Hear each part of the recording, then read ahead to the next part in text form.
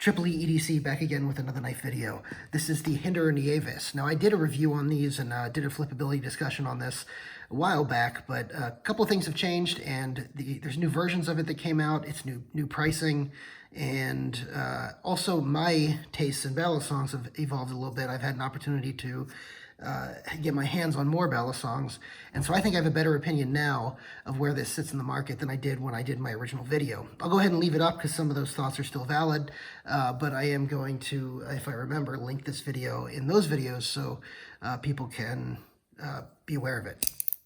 In any event, this is quite a large knife.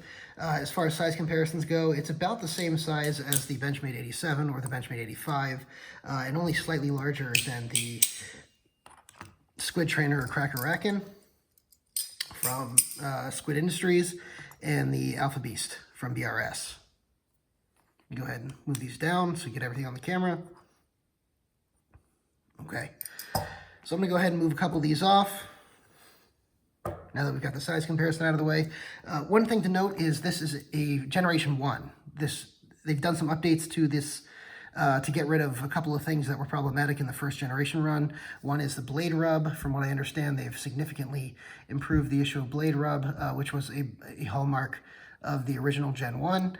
And then they also, I think, reduced the size of the tang over here in order to reduce the problem of it pinching on fingers when people are flipping. Other than that, I think it's mostly the same as far as I'm aware. Let's go ahead and take a look at this against another working finish knife. This is the working finish titanium scale and working finish blade. Same thing, working finish scales, working finish blade.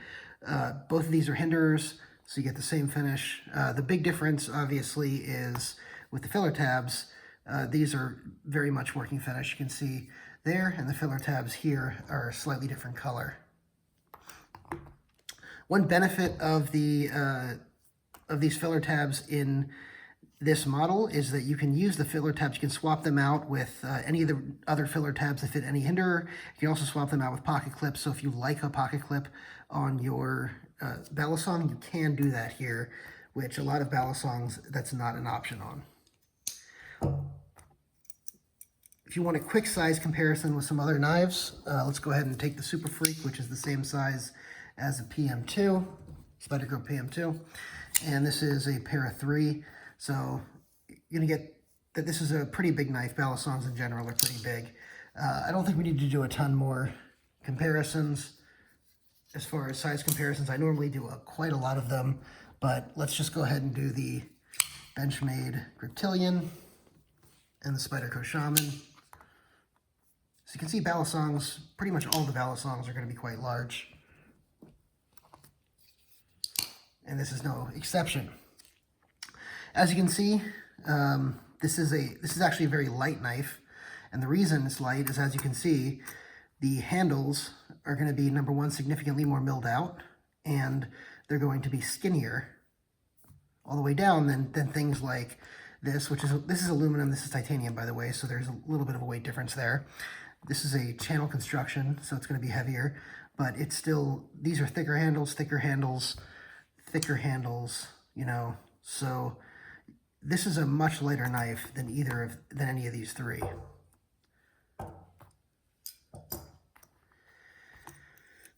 All right, now let's go ahead and talk about some of the good and the bad of this knife. So first of all, on the good. So one of the things that's good about this knife is it's a Hinderer, which means the toughness on this thing is going to be pretty good. The build quality is great on this for the most part. It's not quite up to the standards of what you'd expect out of, you know, a high-end Bally, but it's very good and definitely worthy of the name Hinderer. I think that's a good way to describe it. As you can see, it's a tang pin construction here instead of a Zen pin construction. The difference, obviously, let me show you. These would be considered Zen pins here, and that's what stops the blade from, you know, going on different sides. Whereas here, what stops the blades from moving are the tang pins here and the tang pins here. So this is a tang pin construction. whether one's better than the other, people have their preferences. I don't think there's any consensus in the industry. So I like Zen pins better most of the time, but Tang pins are totally fine. By the way, I'm not a professional flipper, and I'm not even, I'm barely an amateur. I do some flipping, and I do enough. I think I can comment on it, but you guys should definitely check out some of the other Balisong YouTube channels that really are into flipping knife reviews as well, for reviews of Balisongs. The Nieves, though, I know hasn't been reviewed by a ton of channels. Another thing that's good on this is the working finish on this. I love the working finish on this. Love the working finish. As you can see, I get other knives in the working finish. So I love that quality. I love that stonewash look. I love the stonewashing on the blade. This is S35VN, as you can see here. That is an anomaly in the Bally world. So, normally you're going to be spending $500 or $400 or $500 for S30V, or I think, if I remember right, I don't remember right offhand, but I think the Channel Beast is something like 154 CM or CPM 154. Could be wrong. You guys leave me in the comments, but you don't usually see S35VN on a Bally, and or 20CV for that matter, which is interesting because I think a lot of people do use the knives for cutting, but I know that a lot of people use them primarily for flipping. So there's I guess that's why a lot of times you'll see not as high-end steels on. The high-end steel craze hasn't quite hit the Bally's yet. Also, Bally's are just expensive in general, so I think they do it partly to keep the cost down. Another good thing on this now is the price. It used to be that this was an expensive knife. This started out, this version of it was $410 or so when it first came out. Now it's about $300, and at $300, this is an excellent buy. So whereas before the price might have been an Achilles heels for it, but here, at $300, I think this is an excellent buy in this price range. Really, do I like it as much as my squid trainer if it had a live blade? Now, I've never held the Cracker-Racken, but I have to just assume it's basically the same with a live blade as the squid trainer. And I love flipping the squid trainer. Love flipping the squid trainer. So, squid trainer is about, the Cracker-Racken is about $260 or so. So would I rather have a Cracker-Racken over the Hinderer Nieves? Yeah, I probably would.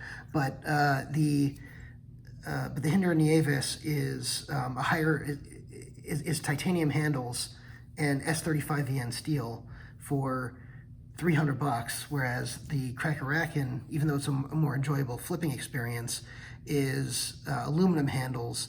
And again, I don't remember the steel, but I think it's something like CPM 154. And so you're getting a much more upgraded knife for the money, for only a little bit more money. So like I said, would I rather have the Cracker-Racken from a flipping perspective? Yes, but overall the quality of the knife and relative to the price is a huge plus on this knife. And I have to say from a neutral perspective, the flipping experience on this knife is pretty good. Let me go ahead and show you guys, the drop on these, so you can see the drop on this. It has pretty good movement, I have to say, right off the bat. I think these are on washers, as you can see here. They're on washers, but you still get very nice movement. Sorry, that hit the bottom there. There you go, very nice movement. To give you some contrast, this is the Benchmade 87. This is the Alpha Beast.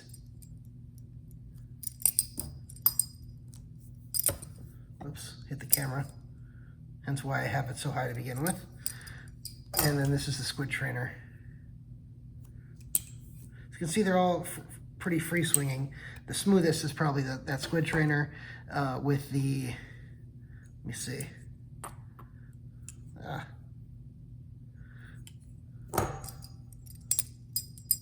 Yeah, so I'm going to say the smoothest is the squid trainer. Next smoothest is going to be the Alpha Beast. And then I think the Hinderer Nieves is going to be the next smoothest. And this is on bearings, so you would think it'd be the smoothest out of all of them, but actually it isn't quite. Probably what I need to do is oil the bearings, but we can do that and see what happens. Anyway, back to the Hinderer Nieves. The play on here, pretty good, I have to say. It's another plus here, very, very little play on this.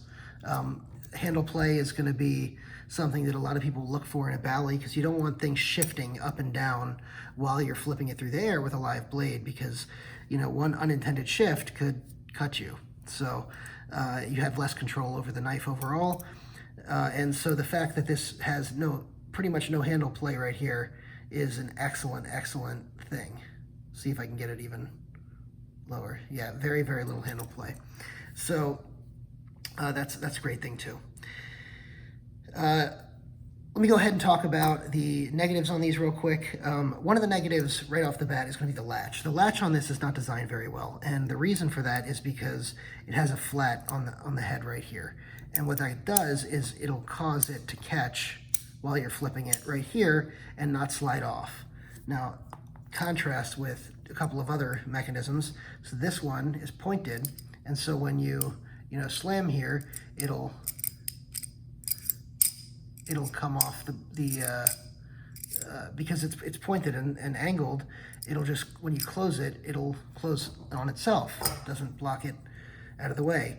The Benchmade 87 solves the problem by using magnets to keep this straight. So this does not address that problem. I don't know if they fixed that in later models, but it is an issue. Also, the hardware on here, I don't love the way they have the hardware set up. These are all hex. I'm sorry, they're not all hex. They're a mixture of hex and Torx bits.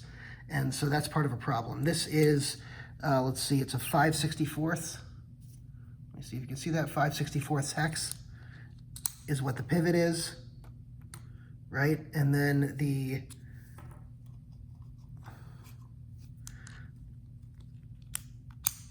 so these, the filler tabs and the latch screw, so those are all, and wait for it, yeah, T5. So T5 is not something, let me see if I can get this to focus. T5, yeah, so T5, I don't like T6, and so to see T5 on this is even less pleasant. I definitely think that's a huge negative to have T5 screws on any knife. So don't like that. Another thing is that in flipping this, so when I talked about the flippability of this knife, it is actually really enjoyable to flip. But after getting to know flipping and know different knives and get really a feel on how different knives flip, so the balance is more neutral on something like the Alpha Beast. And you really feel the difference of the Hinderer Nieves when you're flipping the Nieves. The balance is also pretty neutral on the Squid Trainer, but you really feel the difference on the Hinderer Nieves because there's a bunch of handle bias. And the reason there's handle bias is because, as you can see, the handles flare out a little bit, and then there's much more metal on the handles over here, and then I think because of the filler tabs and all these screws, you're getting a lot of extra weight on the end of the knife, which means there's a bunch more carryover. Now, is that a bad thing? For certain tricks, no. But for many tricks, it'll throw you off if you're used to a neutral balance or perhaps even a blade bias, which I don't think is that common. But if you have a neutral balance, it's going to throw you off a little bit. Overall, though, I do enjoy this knife. I did sell it, so I'm going to miss it. It is going out probably in tomorrow's mail, but overall, I did enjoy this knife. I still enjoy this knife, and so would I recommend it at the old price of $410? Now, after having flipped a whole bunch more Ballies, I'd probably say, yeah, I like it, but with reservations. At the new price of $300, I say, yeah, go for it. Definitely, if you're a flipper and you're just looking to get something to flip, get the Cracker-Racken instead, or get, a Squid Trainer, which is much cheaper. Maybe get a Replicant if you're willing to spend a little bit extra money. But if you're looking for premium materials, the upgraded steel, titanium, at the $300 price point, and to get the Hinderer name and those materials at the $300 price point, it's really kind of a steal. So if you're planning on using it for more EDC, you want to install a clip on it, you're not that worried about flipping it, and you're more worried about just using a butterfly knife in day-to-day EDC carry, yeah, it's a fun knife. It's going to be a larger EDC, but it's going to be a nice knife to use. But if you're looking for a flipper knife, I'd probably steer you in other directions. Thanks so much for watching. Go ahead and give a like to the video, drop a comment, let me know what you think of the Hinderer Nieves or any of its competition in the same price range, and also go ahead and hit the subscribe button, hit the notification button so you get all my content. Thanks so much for watching.